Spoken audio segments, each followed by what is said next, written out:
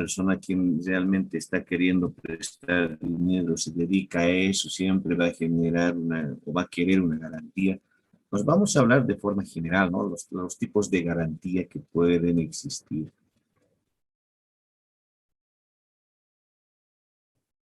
Y él dice, este rubro comprende los derechos que tiene la empresa contra terceros. Estos derechos surgen fundamentalmente de las ventas de bienes y prestación de servicios a créditos realizados por la empresa. Como les dije, estamos hablando a nivel general, estamos hablando de empresas que pueden vender sus bienes, ya sea desde un punto de vista comercial o industrial, y lo que son la prestación de servicios, ¿no? ¿Qué tipo de garantías se pueden recurrir? A ver, vamos a un poquito a colocar mi puntero. Dice primero, por el tipo de garantía, con garantía real o con garantía personal, ¿no? A veces nos dicen con garantía real. Entonces pueden solicitarnos tal vez que otra persona nos pueda garantizar en algo. Esto con el único objetivo de que, pues obviamente, se pueda otorgar el préstamo, ¿no? Por eso es garantía real. Puede ser una persona, una tercera persona quien pueda garantizar, o un bien de una tercera persona que pueda llegar a garantizar. O en otros casos puede ser una garantía personal, simplemente, ¿no? Una persona, la que está queriendo el préstamo, a sí mismo se va a poder garantizar.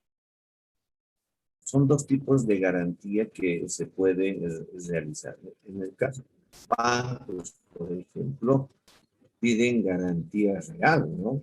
Nos dicen, a ver, ¿quién le va a garantizar? ¿O qué documento va a dejar para garantizar la deuda? Siempre nos solicitan o piden un par de requisitos, ¿verdad? Y hay otros bancos que con sola firma ya te prestan dinero, ¿verdad? Un tipo de garantía. El Banco Unión, por ejemplo, no sé si sigue con esto. A los funcionarios públicos les prestan. La única condición es que estén trabajando en una institución pública en un cargo por un determinado tiempo. Ese es el único requisito. Porque las empresas públicas no pagan en efectivo, hacen directas transferencias a las cuentas personales de cada empleado. Entonces el banco lo único que hace es que cuando le llega la parte de su sueldo y les retienen lo que se le debe, ¿no? Esa sería una garantía personal. Considerando su rentabilidad. Eh, créditos que devengan intereses o créditos que no devengan intereses. Muy difícil, ¿no? Que nosotros podamos otorgar ventas al crédito sin interés. A ver, una consulta a ustedes. Si ustedes tuvieran una empresa, ¿estarían pensando vender su producto al crédito sin interés?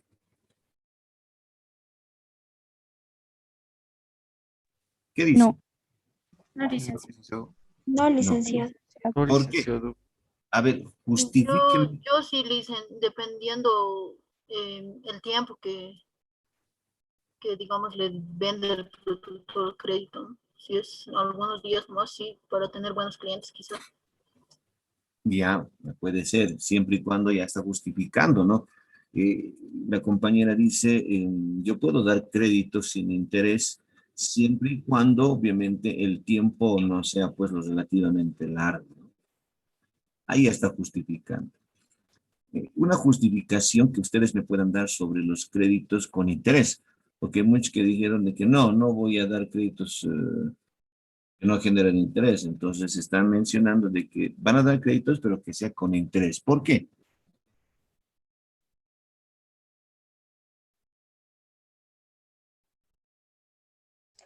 Porque la idea de, porque la idea es capitalizar, licenciado. Capitalizar. A ver, capitalizar. Porque la idea de crédito es ganar un poco más de lo que ya está dicho. Ya, Porque la idea es generar más dinero, licenciado. ya, Es generar más ganancias. ya, perfecto. A ver, vamos a leer aquí algunos chats que dicen, porque tiene que haber un costo de oportunidad. Uy, ahí ya un poquito que ya me ha sacado de órbita. No es rentable. Sí, o sea, puede ser. Pero esto de que costo de oportunidad, un poco que, a ver, pero vamos a analizar. El costo de oportunidad significa el que en ese momento tú tengas que comprar porque es oportuno, ya que más adelante esto puede llegar o su tendencia puede ser subir de precio, ¿verdad? A ver, pero para un poquito ir hablando sobre este tema. Nuestro dinero, el boliviano, pierde su poder de compra o no pierde, o es estable,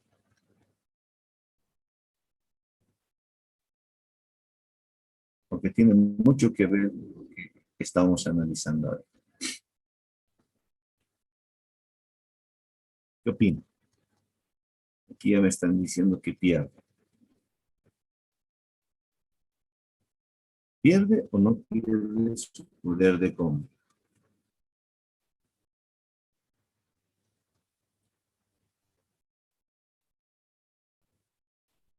En nuestra moneda, en el tiempo, pierde su poder de compra, ¿no? No puedo comprar con la misma cantidad de dinero un bien de un momento a otro. En un momento inicial, compraré un bien con una determinada cantidad. En un momento posterior, quiero utilizar la misma cantidad de dinero para comprar el mismo bien, pero ya es un poco difícil porque el bien ha sufrido un incremento. Por lo tanto, la finalidad que tenía con esa moneda de comprar ya no es factible. Si realmente lo quiero comprar, voy a tener que aumentar más dinero para adquirir ese bien. Entonces pierde su poder de compra. Aquí viene todo esto.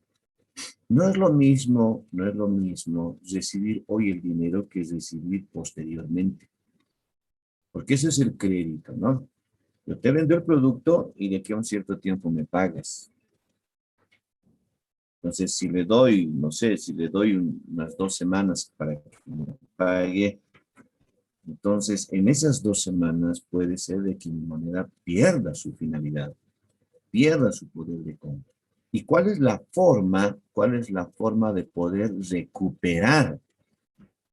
Porque reitero, no es lo mismo que hoy me den la plata a que me den después de 2 semanas. Porque si hoy me dan la plata, con eso puedo realizar muchas actividades. Pero si me dan posteriormente, entonces un poco que no voy a poder realizar las operaciones relacionadas con el efectivo y a la vez, obviamente, estaría perdiendo el poder de comprar mi dinero. Y lo que dice acá el compañero, ¿no? El interés sería la forma de recuperar, correcto. Por eso es que los créditos pues generan un porcentaje de interés, ¿no? No es tanto el de querer ganar, por decir, ¿no? Sino que simplemente es el tratar de recuperar el tiempo que se le está otorgando para el plazo en el cual pueda ser cobrado. Porque no es lo mismo recibir hoy que recibir mañana, en algunos casos. Entonces se trata, aparte de eso, eh, cuando las empresas cambian de política y quieren efectuar ventas al crédito, pues obviamente tienen que ir pensando de que tiene que haber personas quienes autoricen el crédito, tiene que haber personas quienes hagan el seguimiento del crédito y tiene que haber personas quienes puedan recuperar este crédito. Esas personas no van a trabajar gratis. Entonces yo tengo que procurar en lo posible que con estos intereses no solamente tratar de recuperar la pérdida del poder adquisitivo de mi moneda, sino que también estos intereses puedan cubrir el salario de estas personas, los cuales obviamente van a hacer todo el tratamiento del crédito. Entonces no es nomás vender el crédito, porque hay un alto riesgo de que estos no se lleguen a recuperar. Y si no se llegan a recuperar, la empresa va a entrar en conflictos. ¿Por qué? Porque obviamente todo se hace con la plata.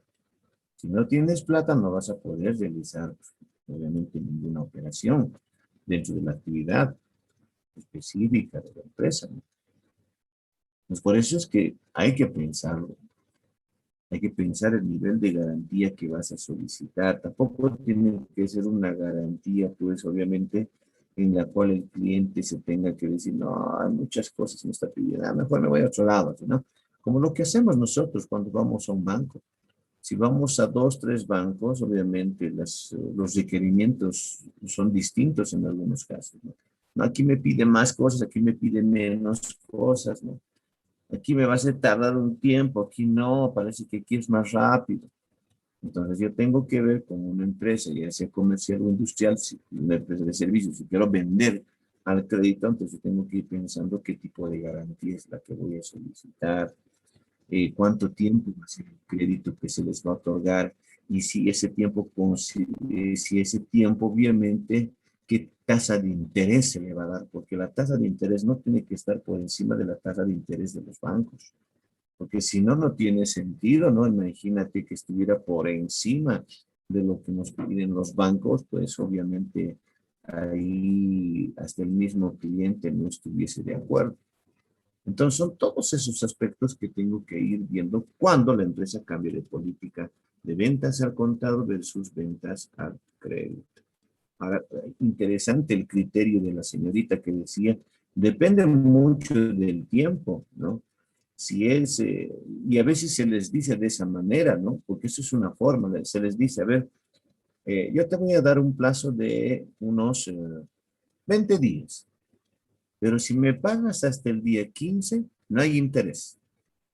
Esa es una forma, ¿verdad?, de hacer de que el cliente vea con sus ojitos ahí luminosos y decir, tengo que hacer lo posible por pagarle hasta el 15, porque ella no me va a cobrar interés. Pero si pasa los 15 días, voy a tener que pagar el interés, no me queda otra.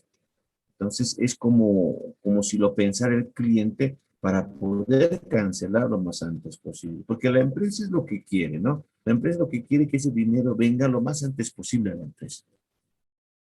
Y tiene que buscar mecanismos para que venga lo más antes posible, ¿no? Entonces el criterio de la señorita estaba muy bien pensado, y son muchos factores, ¿no? Factores internos, factores externos, porque cuando decimos que tiene que haber personas quienes van a otorgar el crédito, estas personas son las que tienen que analizar, pues obviamente, en función a la documentación que presenten, si realmente nos van a poder pagar, ¿no? Ahora, si le voy dando crédito, crédito, crédito y nunca me va pagando, seguramente el que otorga estos créditos dirá, no, no, a este señor ya no, hasta que pague todos sus créditos. Pues no es que ya vendremos al crédito y listo, nos olvidamos, ¿no? No, es que tiene que haber personas que les hagan el seguimiento, porque cuando realizas ventas al crédito puedes perder hasta el control si no hay un seguimiento. Estos créditos pueden tener una antigüedad en su saldo.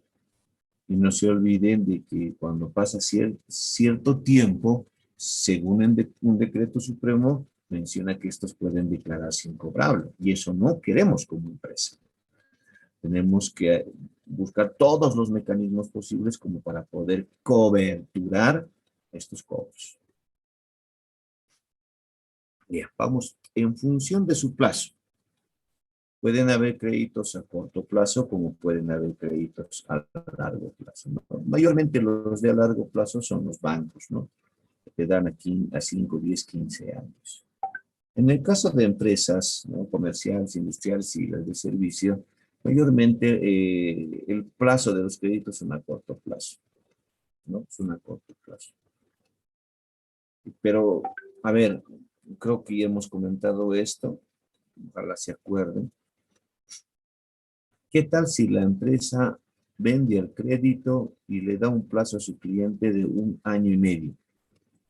Es decir, es un ejemplo solamente, ¿no? Tal vez un poco tirado de los cabellos, pero es un poco para que ustedes vean. ¿Qué tal si le damos 1 año y medio de plazo para que me pague? Porque me he llevado una gran cantidad de productos. Ya, 1 año y medio. ¿Cómo lo debería exponer dentro de mis estados financieros? Porque cuando decimos corto plazo es corriente y cuando decimos a largo plazo es no corriente. Así más o menos funciona nuestro activo y pasivo, ¿verdad? En la clasificación de corriente y no corriente. ¿Cómo lo consideran ustedes?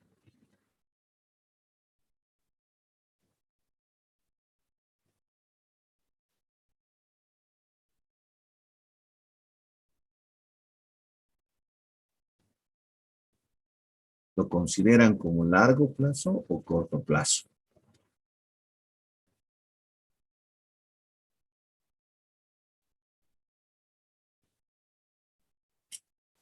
A ver, nadie va a responder. O solito estoy pasando clases, creo que. Dice, como tiene que ver directamente con el giro de la empresa, estaría dentro del activo corriente. Ya nos estamos acordando. María Quispe dice, no corriente porque es mayor a 1 año, es decir, a largo plazo. En cierta manera, el criterio en función a la teoría estaría bien lo que nos dice, ¿no, María? Pero cuando vemos un poco el tratamiento contable, la norma contable y algunas especificaciones, nos mencionan de que cuando está relacionado con el giro específico de la empresa, no interesa el tiempo, automáticamente esto vendría a ser a corto plazo, porque está relacionado con la actividad del negocio. Ahora, si fuese otra operación, otra transacción, pero que no esté relacionado a la actividad del negocio, estamos de acuerdo, es largo plazo no corriente. Entonces, son cositas que también en función a los créditos nosotros debemos considerar. ¿Por qué? Porque eso va a afectar de alguna manera cuando se realice un análisis a los estados financieros, ¿no? Aquí me indica el licenciado en qué norma nos indica eso. No tenemos una norma local que nos venga a decir que se funciona la normativa tanto, digamos, ¿no? Pero sí hay una normativa internacional que si ustedes lo leen es la NIC número 2 que se trata de inventarios. Alguien dirá, pero dicen, estamos utilizando normas bolivianas, correcto, sí, pero no se olviden también que las mismas normas bolivianas nos están abriendo las puertas que en el caso de tener alguna dificultad o en el caso de que no exista algo que yo pueda subsanar alguna operación con relación a las normas bolivianas, yo puedo recurrir a las normas internacionales. La norma internacional, ¿qué es lo que me dice? Si está relacionado con la parte de la operativa principal del negocio, no nos interesa el tiempo, eso va a ser corriente, ¿no?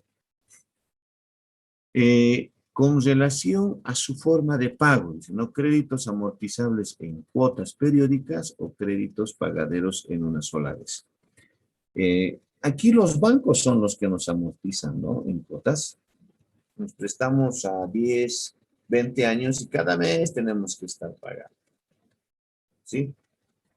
Pero en cambio, cuando se trata de empresas comerciales, industriales o de servicios, los créditos mayormente son pagaderos en una sola vez, ¿no?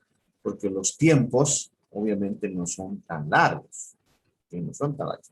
Por eso les decía, no, el ejercicio que les he mencionado, un crédito de 1 año y medio, ¿no? Ustedes seguramente han de jalar los pelos, mucha, no, si necesitamos plata, ¿cómo les voy a dar un crédito de 1 año y medio, pues les decía, era tirado de los cabellos, pero era simplemente para que ustedes puedan identificar específicamente que hay normas que nos puedan ayudar a ver en qué lugar los vamos a exponer en los estados financieros, ¿no? Entonces, estos créditos son pagaderos en una sola vez, obviamente porque los tiempos son relativamente cortos, ¿no? Y ahora, puede ser también créditos que se paguen en cuotas, ¿no? O puedan amortizarse en cuotas.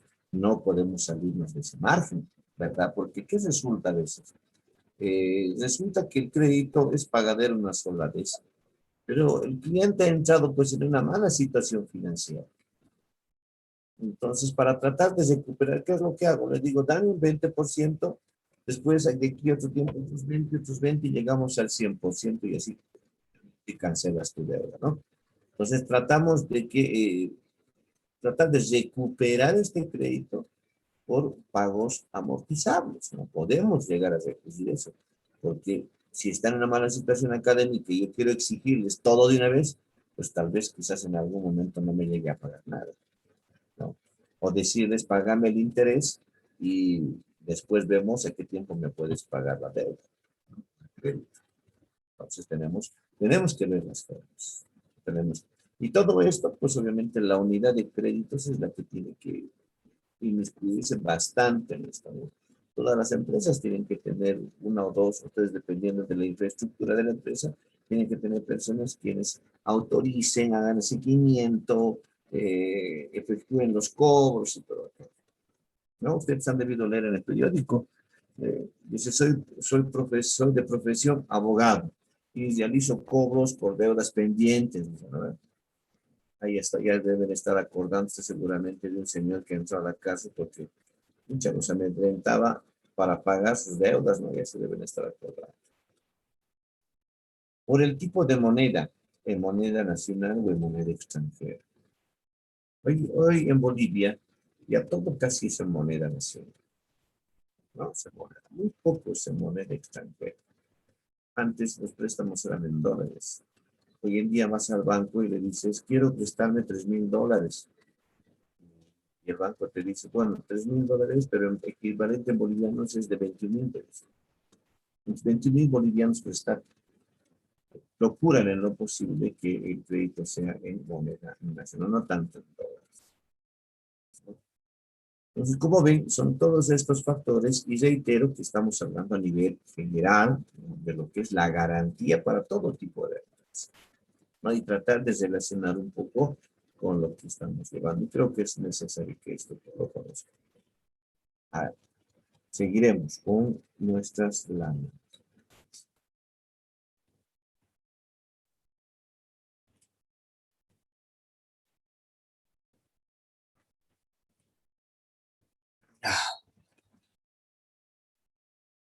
Tipos de garantía. Dice, las cuentas y documentos comerciales por cobrar. Ya estamos hablando ahora mucho más específico, ¿sí? Mucho más específico. No se olviden que las cuentas y documentos comerciales por cobrar están relacionados con los clientes, porque a los clientes es a los que yo voy a vender mi producto, ¿no? Generalmente podrían estar respaldados por los siguientes tipos de garantía. Generalmente, o sea, nos está dando una idea. No nos está diciendo que sí tiene que ser. Nos está dando un panorama de qué tipos de garantías se puede llegar a utilizar. Esto obviamente ya lo va a analizar las personas que correspondan en el caso de que la empresa decida como política tener ventas al crédito, ¿no? A ver, vamos. Dice, la garantía personal. Aquí una sola persona se va a garantizar para que se le pueda otorgar un crédito, ¿no? Un crédito sobre la venta de una determinada cantidad de productos. Tenemos la otra garantía que vendría a ser la garantía documentaria, ¿no? Frecuentemente dice mediante la emisión de letra de cambio para garantizar una operación de crédito. Entonces, lo que mayormente, y eso es lo que he visto, lo que mayormente utilizan estas empresas cuando dan el crédito es una letra de cambio. Una letra de cambio que se puede adquirir, no sé, creo que cuesta ahora 25 bolivianos, si no me equivoco, ¿sí? Y si alguien tiene el dato, sería bueno que nos diga, ¿no? Y se compran de impuestos internos, ¿no? Con todas las medidas de seguridad y que ellos tienen, ¿verdad? Y esta letra de cambio, ¿qué vendría a ser? Es una promesa incondicional hecha por escrito de pagar en una fecha futura una cantidad de dinero. Es una promesa, ¿no? ¿Me prometes que me vas a pagar? Sí, ahí está la letra de cambio. No es verbal, sino hay un documento de promesa. Obviamente esta letra de cambio dentro de su estructura tiene las fechas, tiene ciertos datos bien interesantes, ¿no? En los cuales garantiza que el cliente va a cancelar a la fecha de su vencimiento, ¿no? Ahora, dentro de lo que es la letra de cambio, sería muy bueno que ustedes, reitero, vuelvan a leer documentos mercantiles. Pero en documentos mercantiles, haciendo un pequeño paréntesis, hemos visto lo que es cheque. Ya deberían estar leyendo ustedes en documentos mercantiles qué es el cheque, qué tipos de cheque existen, cómo es el llenado del cheque, cómo es el tratamiento para lo que es el cheque. No el tratamiento contable, sino el tratamiento para la emisión de los cheques. Y ahí están los documentos mercantiles. Esto con la finalidad de poder un poquito tener un soporte mucho más adecuado en la teoría, ¿no? Sería bueno. Pero eso los dejo ya a cada uno de ustedes. La letra de cambio igual de la misma manera, ¿no? La letra de cambio, obviamente, la forma de llenado, la estructura, su tratamiento, el diseño y todo aquello, pues obviamente va a servirles de mucho para fortalecer la teoría, porque en algún momento se van a tropezar con una de estas letras de cambio, ¿no? Donde tiene número de serie, número de letra y todo aquello. Entonces, si ustedes tienen un entendimiento de todo esto, no van a tener pues muchos problemas, porque cuidado que les engañen en darle una letra de cambio que no es la que está pues obviamente emitida por impuestos internos. No es que yo me voy a hacer con un modelito, con mi caratulita, con no. Esto ya viene a partir de impuestos internos. La garantía prendaria, la garantía hipotecaria y la garantía quirografaria, ¿no? Estos tres son una garantía real. Al decir una garantía real, un tercero me va a garantizar, o de este tercero, uno de sus bienes me va a poder garantizar, ¿no? A no ser que sea obviamente una venta muy grande para pedir una garantía real, ¿no? Cuando estemos hablando de millones o miles de bolivianos, tal vez ahí estar pensando en una garantía, tal vez, no sé, prendaria, con algún bien, hipotecaria o quirografaria, ¿no? Dice, presentan un grado de incubabilidad más remoto.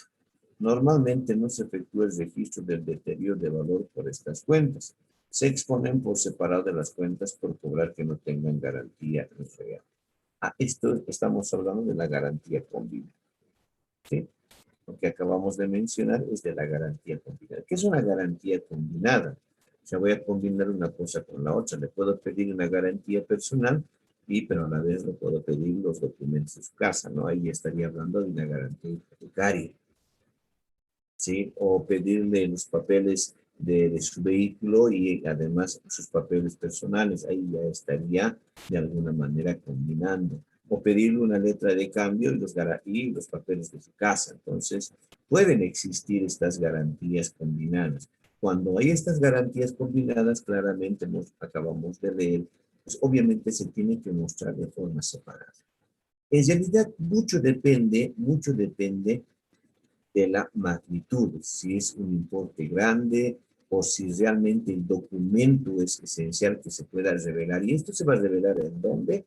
En las notas a los estados financieros. Porque dentro de nuestros estados financieros, si hablamos desde un punto de vista numeral, simplemente va a estar ahí la cuenta por cobrar, la letra por cobrar o el documento por cobrar. Pero ya realmente más información sobre estos casos lo vamos a tener en las notas de los estados financieros, Y en estas notas, pues, nos va a hacer un relato si ha sido una garantía personal, una garantía documentaria, una garantía real. Es decir, voy a ampliar un poco sobre el panorama de mis cuentas por cobrar de manera conjunta. Pero esto siempre y cuando sea significativo. Mucho depende del criterio de quién va a preparar estos estados financieros. Porque para uno puede decir, es importante mencionar la garantía personal. Es que no importa. Para otro puede ser, no, no es importante, así que no lo va a revelar. Sí va a estar de forma numeral, pero no literal, no va a ampliar la explicación con relación a esas cuentas por cobrar de garantía personal, porque no ha considerado que no es significativo. Mucho depende de la persona, de quién va a elaborar esos estados financieros y considerando siempre la materialidad. Si es material, tiene que exponerse, tiene que revelarse dentro de las normas de los estados financieros. Si no es material, pues obviamente ya decidirá cómo hacerlo de forma numérica, ya en el balance o en el estado de resultados, ¿no? La característica y naturaleza del tipo de garantía debe revelarse en notas, ahí está. Es decir, no es simplemente hacer un relato, ¿no? Hacer un relato, sino tiene que tener un orden. ¿Sí? Primero, referirnos a la cuenta, ¿no?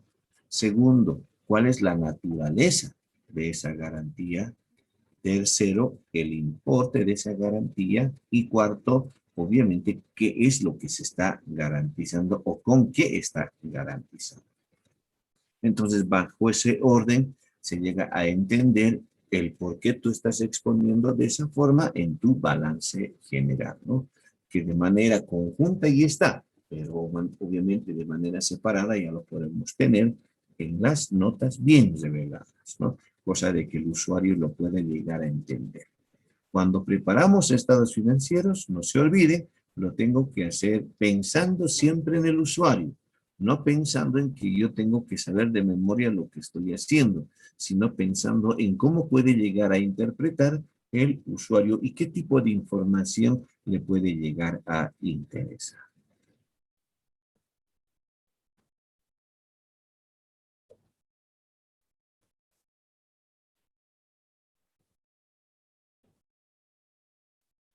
Dice la garantía quirografaria, más o menos a qué se refería.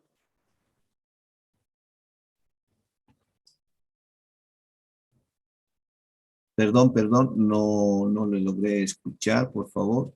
La garantía quirografaria, licenciado, ¿a qué se refería?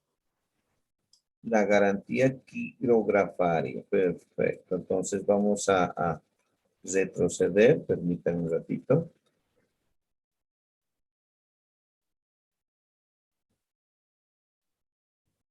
¿Logran ver? Me está apareciendo el subtítulo 5, dicen naturaleza y tipos de intereses.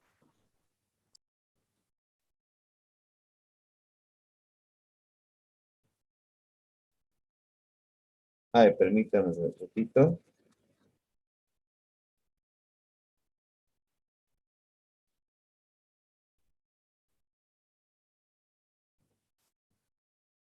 A ver, no sé qué ha pasado.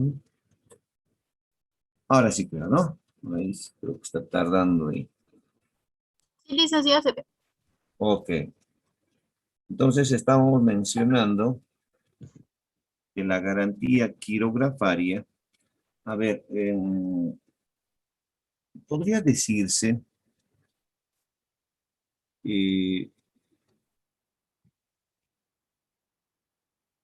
que no cuenta con un respaldo específico, que no se tiene un respaldo, un soporte por la garantía que se está dando. ¿Sí? Porque habíamos mencionado que la garantía real tendría que ser en lo general documentado. Entonces, cuando nosotros hablamos de una garantía prendaria, más o menos nos daríamos cuenta de que existe una prenda por la garantía, por el crédito que se está dando. Cuando hablamos de una garantía hipotecaria, ¿a qué nos estaríamos refiriendo? A un mueble, un bien mueble. Exactamente. No tanto el bien mueble, ¿no? Sino que estaríamos solicitando. Un documento que nos diga que le pertenece a algún tipo de bien, licenciado.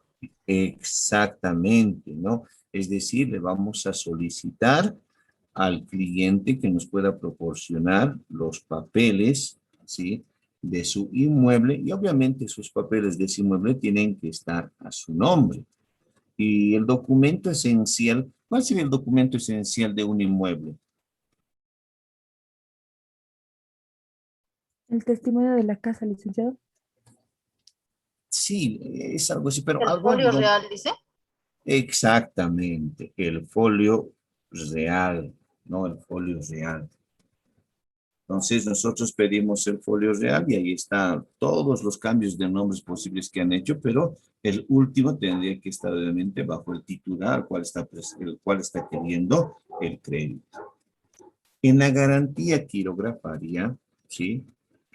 No tiene garantías específicas que respalden sus recuperaciones. No hay algo específico, ¿sí? Puede ser una prendaria como puede ser una hipotecaria. O en algunos casos, obviamente, puede ser el patrimonio de la persona quien está solicitando el préstamo, ¿no? Es decir, que no hay ningún respaldo específico sobre este tipo de garantías. Puede ser prendaria o como puede ser hipotecaria, pero no es algo específico. No hay el sustento debido como para poder recuperarla. ¿Sabe? Dice, licenciado, cuáles son las características que debes revelar? Allá enseguida vamos a responder. Entonces, estamos mencionando que no tienen garantías específicas que respalden su recuperación. Puede ser que nos dé una prendaria, pero no es algo específico. Es decir, tal vez no esté a su nombre del titular. Una garantía hipotecaria que puede entregarnos los papeles, pero que no esté a nombre del titular, ¿no? Por lo que no llegaríamos a dar un sustento debido en la recuperación de estos créditos. ¿Ya?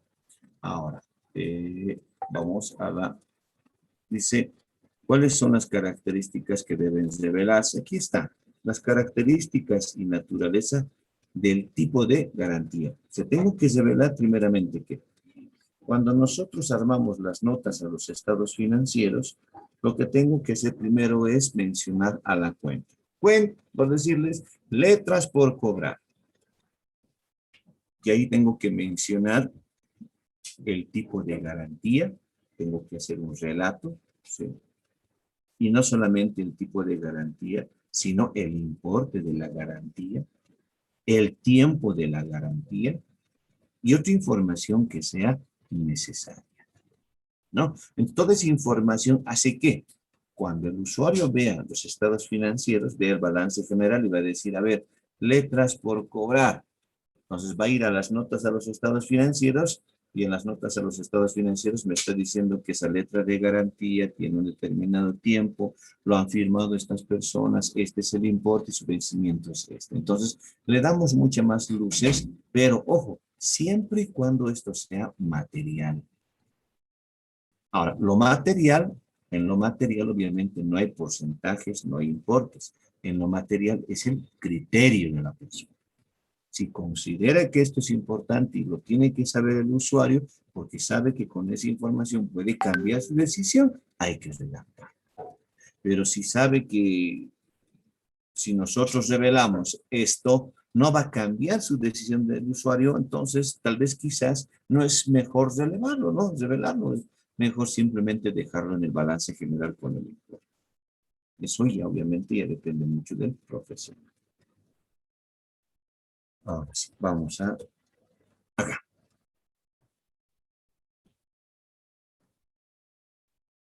Y estamos hablando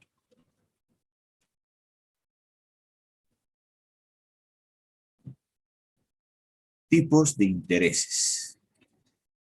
Sí, ahora hablaremos un poco de los intereses. Ya hemos hablado de la garantía a nivel general, qué tipo de garantías puede utilizar una empresa industrial, una comercial o de servicio. Pero ahora hablaremos de lo que son los intereses que generan estos créditos. Y dice, no, en la concesión de un crédito, ¿qué tipos de intereses se pueden pactar? ¿No? El otorgar un crédito implica la existencia de un interés. Y ya hemos conversado todo eso. Los tipos de interés aplicables a operaciones de crédito son, y ahí tenemos que existe un interés vencido y existe un interés anticipado. Ahora, cuando hablamos del interés vencido, eso significa de que al vencimiento de este crédito, no solamente nos va a pagar el crédito, sino que también nos tiene que pagar el interés, ¿no? Por eso se le llama interés vencido. Cuando hablamos del interés anticipado, eso significa que antes de que se cumpla el vencimiento, a un inicio ya me tiene que pagar el interés. ¿Sí? Por eso claramente dice acá, el pago del mismo es en el momento de la otorgación del crédito. O sea, este sería cálculo el interés, ¿no? Le he calculado el interés, me tiene que pagar el interés y recién le doy el crédito. Pero ya ese interés ya ha sido cancelado. O sea, de que cuando venga la fecha de vencimiento, lo único que me tiene que cancelar es el crédito. Esta práctica normalmente se utiliza comúnmente en créditos en efectivo, ¿no? ¿Y quiénes realizan estos créditos en efectivo? Los bancos, ¿verdad? Pese a que hoy en día no te cobran por adelantado los intereses, pero a nivel de teoría sí existe todo esto, ¿no? Y que debemos saber. Adicionalmente, las operaciones de crédito pueden revelar la naturaleza del interés, es decir, el interés puede ser de manera explícita o el interés puede ser de forma implícita. ¿Qué significa esto? Si vamos a lo que es el interés explícito, un interés se considera explícito cuando se hace conocer al deudor el porcentaje del interés contenido en el precio de venta de los bienes o servicios. Cuando hablamos de forma explícita, eso implica que el interés está por fuera, no está por dentro del precio. Está por fuera. Es como decirles, a ver, ¿cuánto te cuesta este bien? Este bien te cuesta al crédito 100 bolivianos y el interés a un mes es de 5%. Entonces ya me está diciendo el valor del bien y además me está diciendo cuánto es el interés por el crédito que se está otorgando. El interés está por fuera. Y cuando hablamos de interés implícito, dice, cuando la venta a crédito no revela el porcentaje de interés contenido en el precio de venta, se dice que es implícito. Y aquí claramente podemos ver, y ustedes lo van a ratificar, a ver, cuando tienen el periódico y ven la sección de venta de autos, ¿no? Y dicen, este auto te va a costar, no sé, $8,000 sin intereses, ¿verdad? No, no es que te están dando sin intereses. El interés ya está dentro del precio. Es implícito. No te está dando el porcentaje, no te está dando nada, sino que ya está dentro del bien que te está vendiendo. ¿Sí? En ambos casos, tanto el interés explícito como el interés implícito, debemos segregarlo en el registro contable. Sí, debemos segregarlo. Mostrarlo por separado, porque una cosa es la venta que tú has realizado y otra cosa es el interés del crédito que tú has dado. A veces cometemos el error, por ejemplo, de decir la cuenta por cobrar es por bolivianos, un poco si nos imaginamos, ¿no? Para poder entender.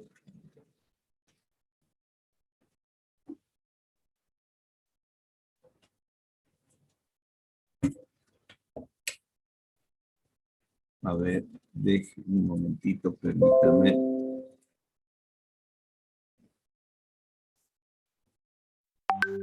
Voy a cambiar de pantallita para poder realizar los cálculos. Un par de segundos, por favor. Ahora sí. Vamos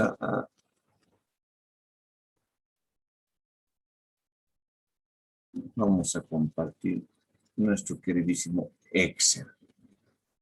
¿Sí? Y vamos a ver del por qué nosotros debemos presentar el interés de manera separada, ¿no?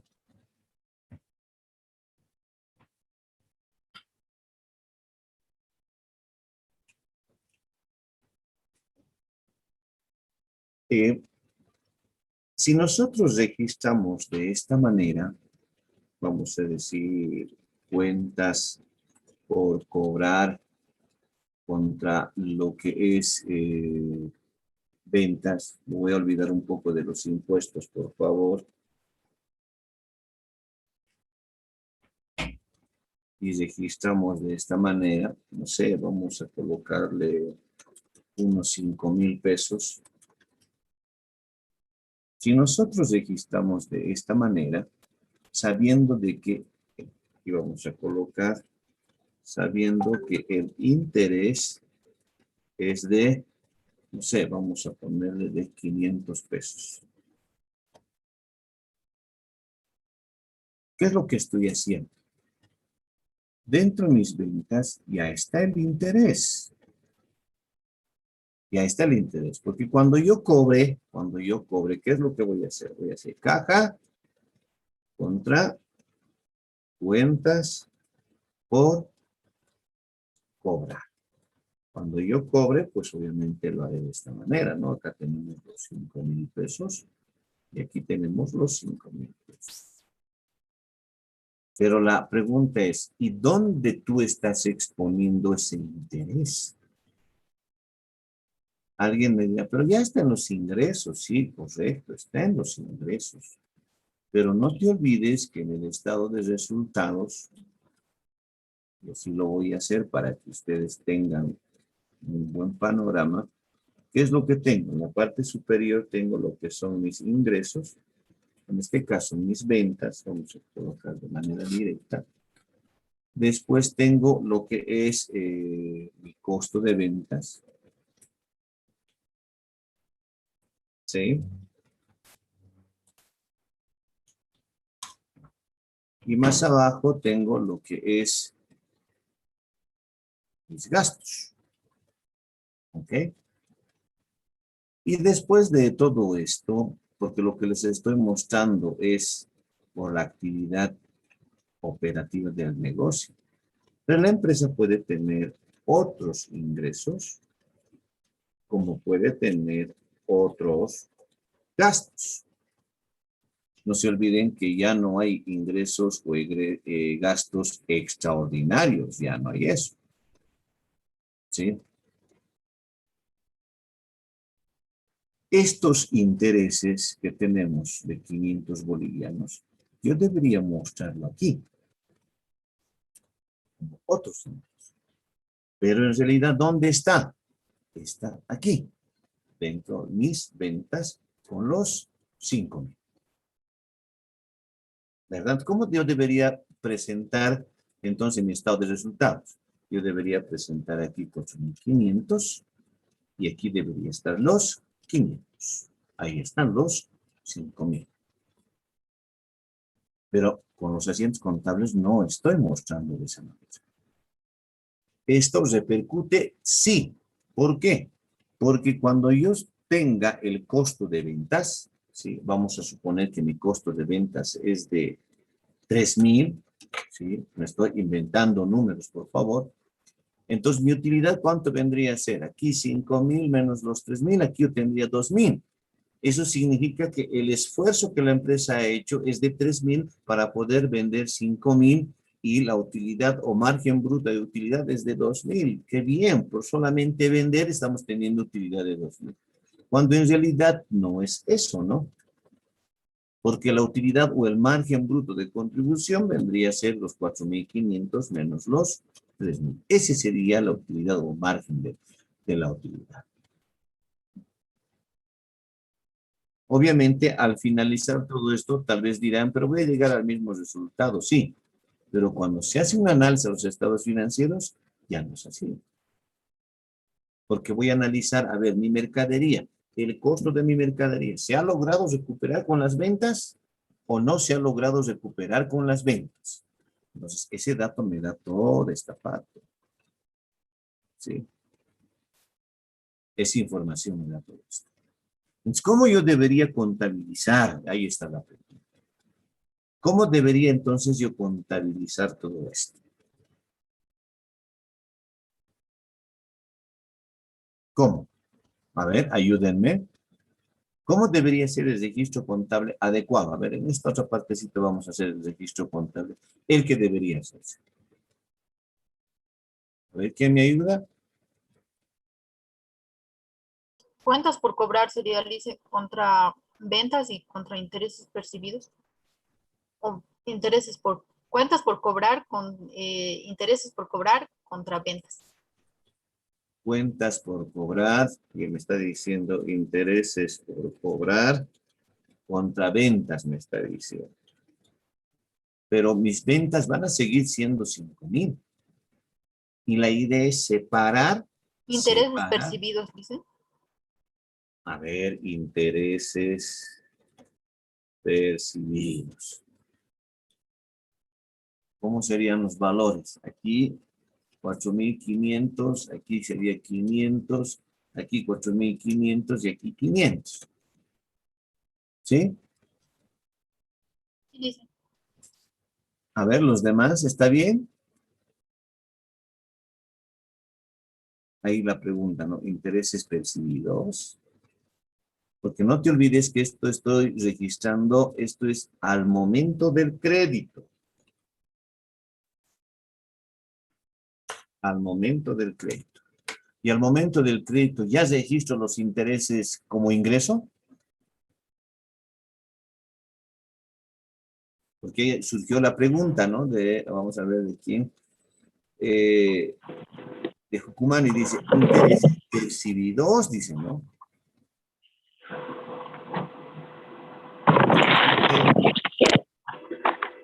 Y un poquito su micrófono, por favor.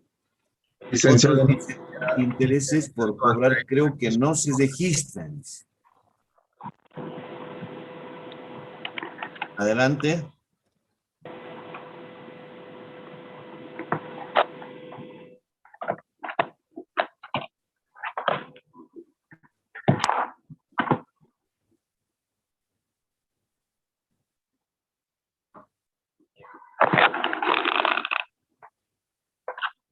Un poquito, vamos a solicitar que apaguen sus micrófonos, a no ser que quieran opinar, por favor, y si no, apáguenlo, les rogaría. O sea, la idea es, fíjense, este es el momento del crédito, porque aquí voy a colocar más abajo al vencimiento.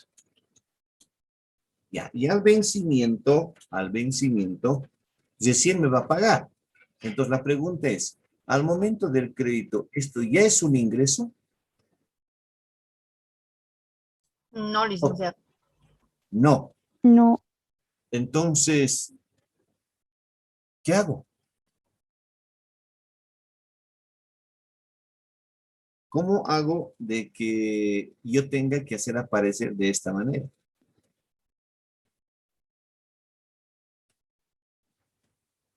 ¿Cómo hacemos? Bien complicado, fíjense, bien complicado. Pero nos vamos a dar la solución, ¿sí? Y les voy a decir. Primero, voy a registrar como cuentas por cobrar los 5,000, porque a la final los 5,000 me tiene que pagar. ¿Correcto? Porque si lo hago de manera desglosada, voy a tener que utilizar dos cuentas para cobrar un solo importe, porque a la final me tiene que cobrar 5. O le tengo que cobrar 5.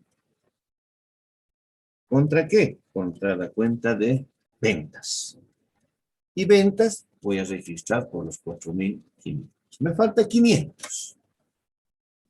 Entonces, la contabilidad me dice, usted debería contabilizar una cuenta que le ayude a regularizar la cuenta por cobrar para que cuando usted arme su balance general, muestre lo que realmente vale la venta.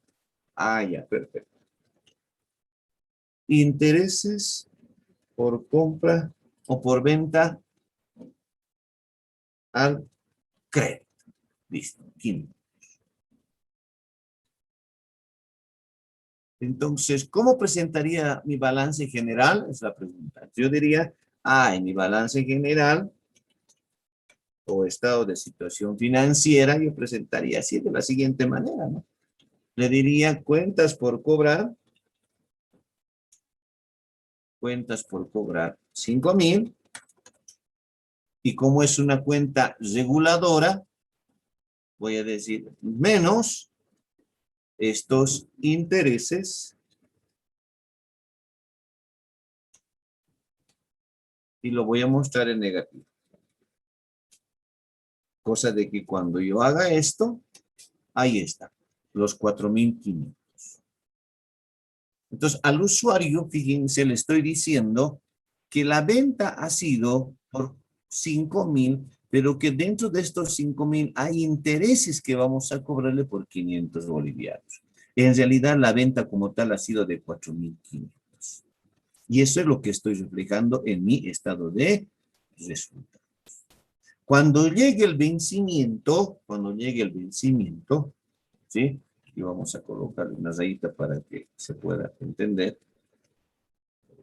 ¿Dónde está? Ahí está. Cuando llegue el vencimiento, ¿qué es lo que voy a hacer? Me va a pagar todo en efectivo, ¿verdad? Ok, va a ingresar a caja. ¿Cuánto va a ingresar? Los 5,000.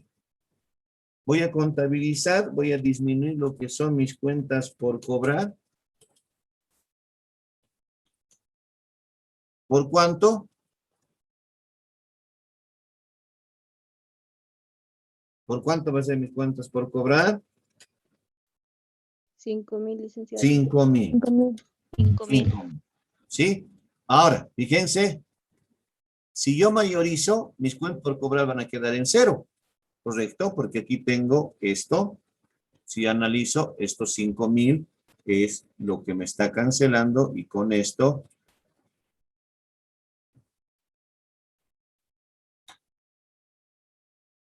se está regularizando porque me está entrando plata. ¿Qué me está faltando? ¿Qué está bailando? ¿Qué está ahí en el aire? Esta cuenta reguladora. Entonces, para darlo de baja, voy a decir intereses por venta al crédito y recién voy a reconocer el ingreso. Intereses percibidos. ¿Y cuánto es? 500. Entonces, con esto estoy regularizando esas dos operaciones. Ahí está. ¿Qué es lo que me queda?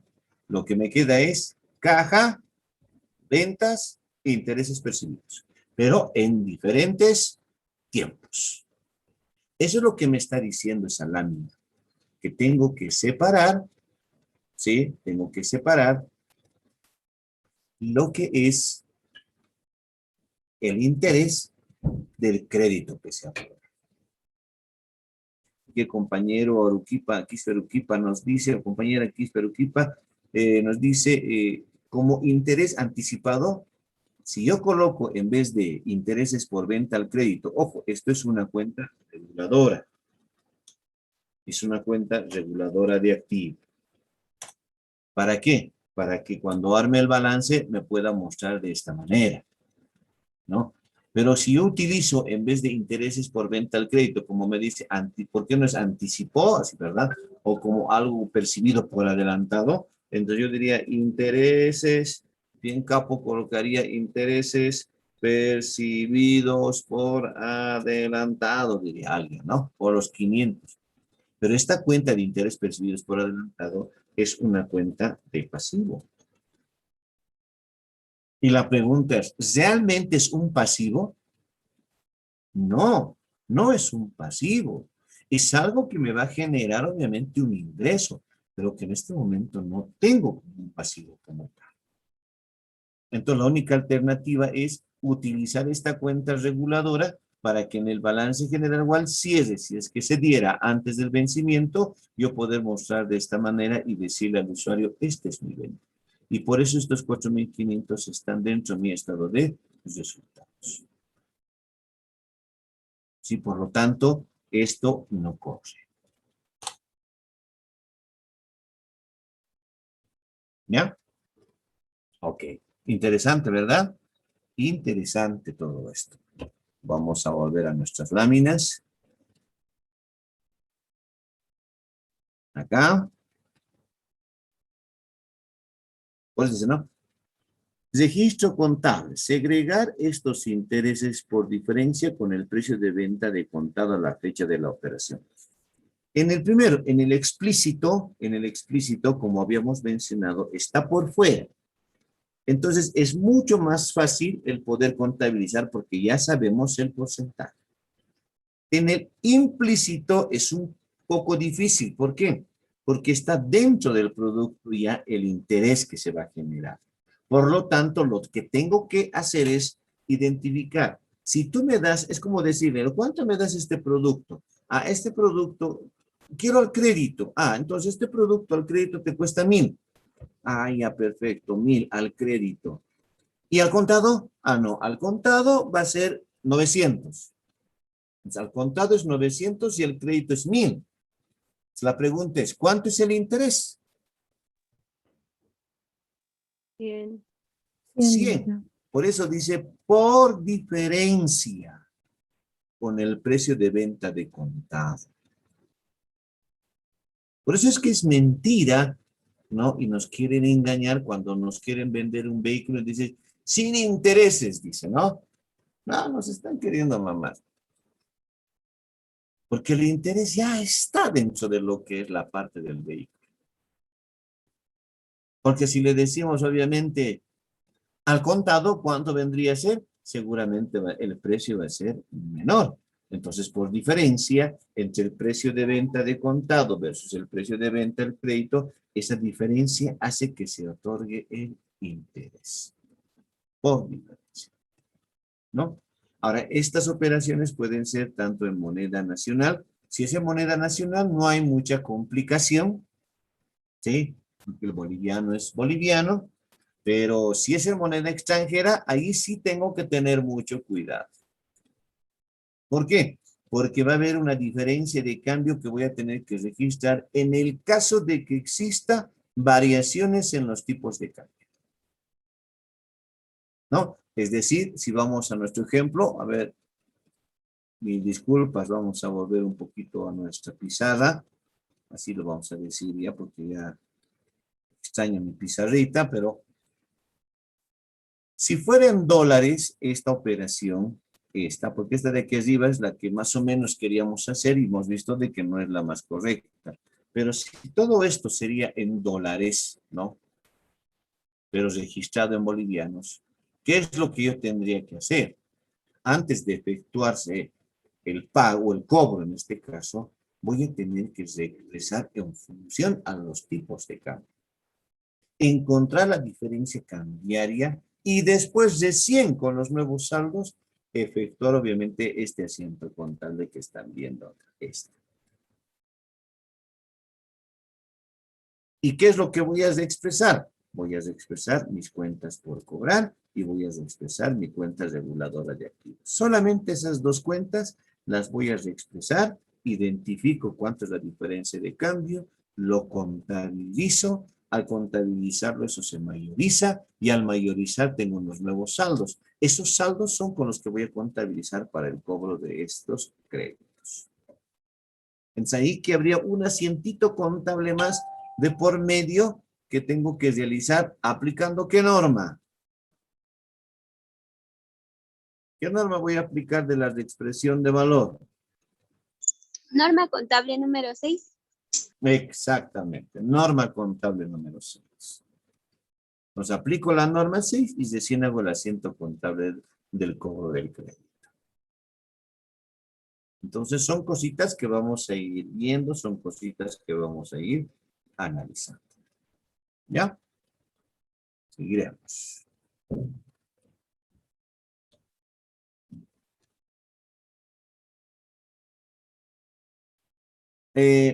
Como en todo, no siempre los clientes tienen la capacidad para poder efectuar el pago de sus obligaciones, ¿no? Y en Bolivia, en el territorio boliviano, nosotros podemos efectuar o calcular la previsión para cuentas internas. Que eso ustedes en cuenta básica lo han visto, o sea, lo han visto, pero muy por encima, ¿no? En básica se les ha dado cuánto es la incobrabilidad y cuánto es la previsión. Ya se les ha dado todos los datos, en donde ustedes han agarrado, han calculado ese momentito con su calculadora y han hecho los asientos contables. Lo que ahora vamos a aprender es cómo se ha calculado para llegar a esos porcentajes. Y después lo que ustedes ya conocen.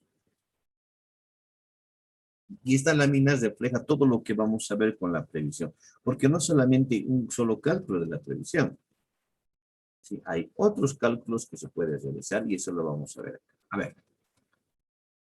Dice, para determinar la previsión de cuentas incobrables, se debe efectuar un análisis de operaciones que la componen, recomendándose para la determinación del importe de incobrabilidad la aplicación del análisis de cuentas por cobrar y experiencia de la empresa en este tipo de operaciones. Y cuando me está diciendo un análisis de las operaciones que la componen, me está diciendo que tengo que hacer un análisis de cliente por cliente. Tengo que identificar la antigüedad de esas cuentas por cobrar, cliente por cliente. ¿Sí? Y eso es lo que tengo que determinar. Seguramente habrá clientes con una antigüedad de 2 meses, otros 4 meses, otros 5 meses, pero tengo que tener esa antigüedad. Una vez, inclusive eso se puede manejar hasta extracontable. Si tú no lo has contabilizado con subcuentas, porque decimos, no, cuentas por cobrar subcuenta de Pancho López. Ya, como subcuenta de Pancho López es fácil sacar su mayor de esa subcuenta y ya sabemos obviamente o podemos realizar la antigüedad de esa cuenta por cobrar. Pero si no hemos hecho la contabilidad con subcuentas, extracontable en una hoja electrónica podemos tener, ¿no? Tal fecha, se ha registrado su crédito y ha ido pagando de a poco o no ha pagado. Entonces, tener un análisis y evaluación de ese cliente. Necesariamente. Otras empresas hacen las dos cosas. Tienen lo contable y tienen extracontable. Ahora, ¿qué pasaría si estos clientes en algún determinado momento no llegarían a cancelar y su antigüedad estaría creciendo? Entonces, en Bolivia nos da la posibilidad de poder crear la incobrabilidad y además también el de poder efectuar lo que es la previsión. Pero con ciertas condiciones, ¿no? Con ciertas condiciones.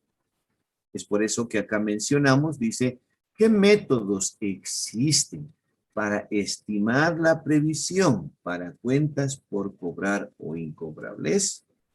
O sea, lo primero que tengo que hacer es declarar lo incobrable. Y después ya tengo que ver cuál es el método para decir, voy a previsionar. Porque el hecho de decir es incobrable, todavía hay una, ¿cómo podríamos decirles? Todavía hay una esperanza de que vamos a cobrar.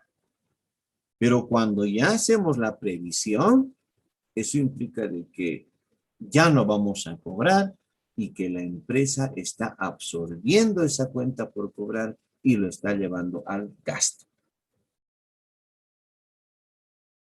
Y esto está reflejado obviamente en nuestras normas. Enseguida vamos a identificar qué tipo de, no tanto de normas, sino de una disposición.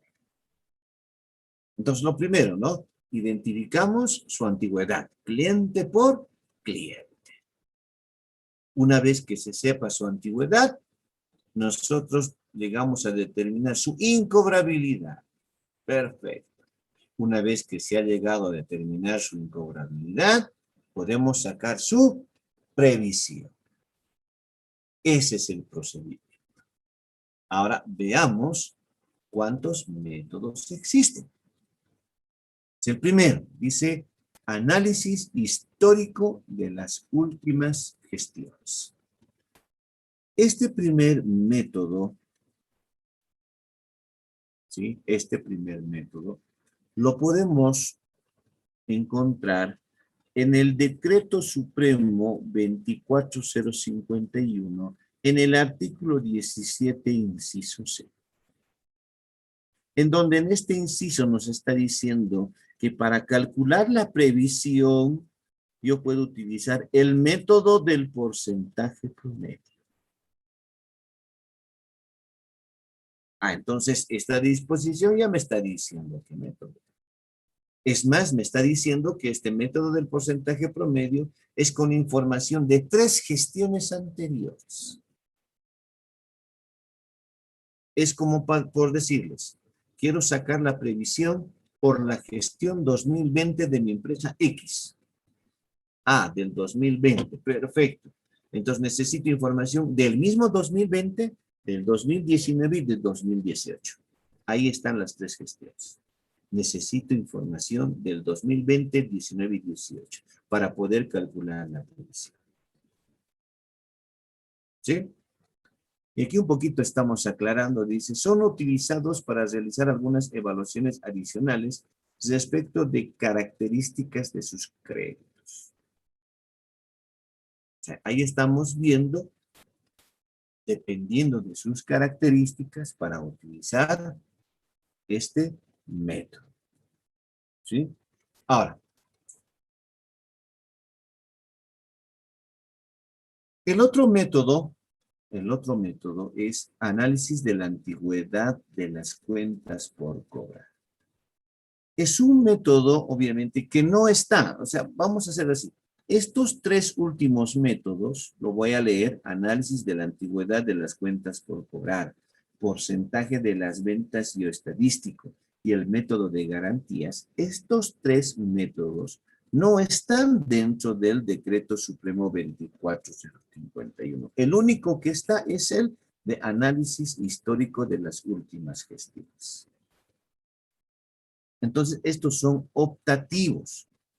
Puedo, como no los puedo utilizar porque son métodos para determinar la previsión. Y mucho depende de las características de cada cliente y del tipo de empresa para poder realizar estos métodos.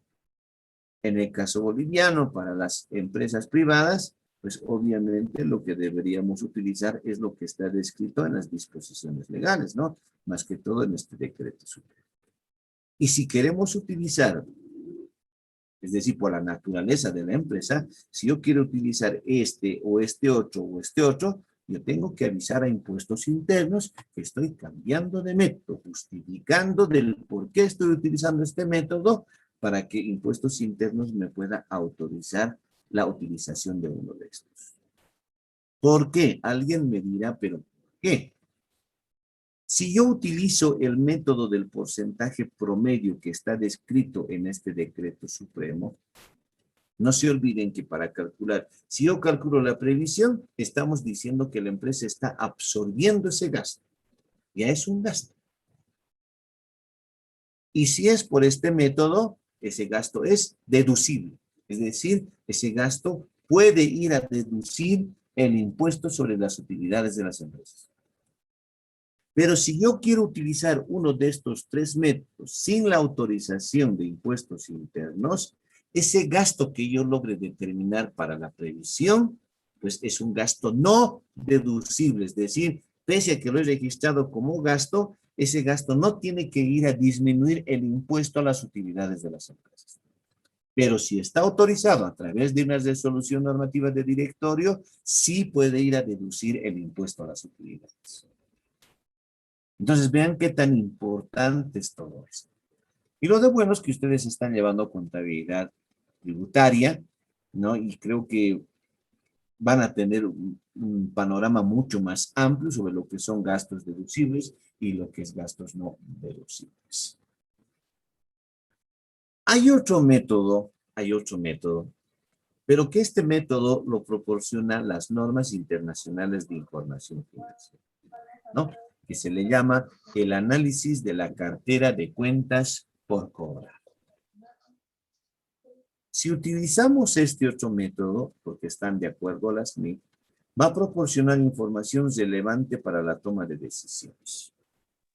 Entonces, podemos utilizar, pero ojo, si queremos nosotros que este gasto que vamos a cuantificar para la previsión, si queremos que sea deducible, tiene que estar aprobado por impuestos internos. Si no está aprobado y quiero utilizar este otro método, excelente, no hay problema. Pero no lo vayan a tomar en cuenta cuando estén calculando el 25%. Esa es la única condición. Por eso es que una cosa es la utilidad contable y otra cosa es la utilidad tributaria. Y eso tienen que tener mucho cuidado. ¿Ya? Creo que estamos especificando a cada método, si no me equivoco. Sí, estamos, fíjense, a cada método estamos analizando, ahí está el análisis histórico de las últimas gestiones, ahí está el análisis de la cartera de cuentas por cobrar, análisis de antigüedad de cuentas por cobrar, porcentaje de ventas al crédito. Ahí tenemos a cada uno, lo vamos explicando, ¿sí? Así que no se preocupen, está a detalle. Además, esto ya está en el Classroom, así que denle una lectura, ¿sí? Denle una miradita.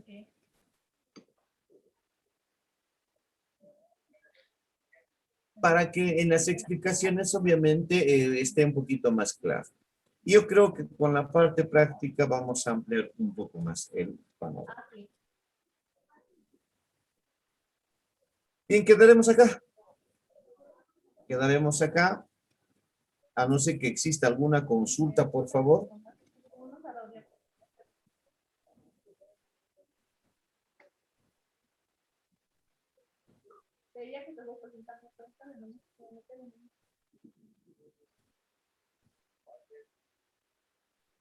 ¿Ninguna?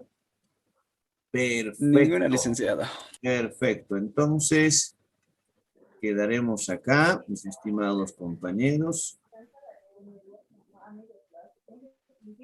Agradezco que hayan ingresado al aula virtual. Espero que haya sido del agrado de ustedes esta clase. Nos estaríamos viendo el próximo martes. Que tengan un buen fin de semana, una buena tarde, pues lo que queda de la tarde, y que gane el Bolívar esta noche. Chao, jóvenes. Dale, licenciado. Hasta luego, Hasta luego, licenciado. Hasta luego, licenciado.